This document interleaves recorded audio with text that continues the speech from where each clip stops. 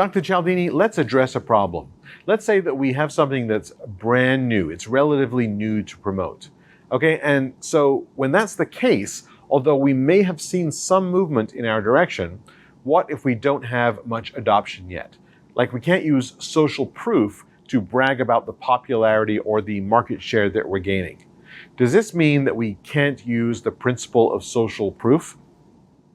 I used to think that was the case because if we don't have such strong uptake evidence, it wouldn't be ethical to use it, right? Claim it.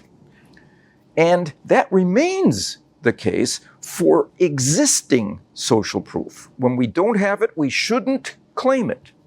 But there's recent research that indicates that another form of social proof, future social proof, can be effectively and ethically applied by describing a trend. Let's say you have a great new model, but only 25% of your customer base has changed to it. Announcing that 25% of your customers have made the change is a mistake because it's telling them that 75% have decided against it. That's right. If instead you can honestly report a trend to that 25%, perhaps that 4 months ago it was 15%, 2 months ago it was 20%, and now it's up to 25%. That 25% number will now become more persuasive.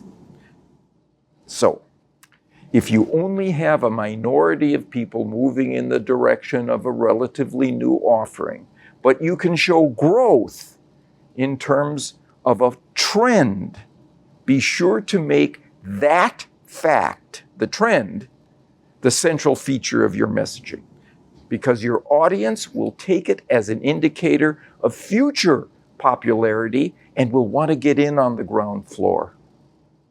Remember, though, to always employ at least 3 data points to make the trend credible. 1 data point is just a statistic. 2 data points can represent a change, and although changes can go up, they can also go sideways or down, right?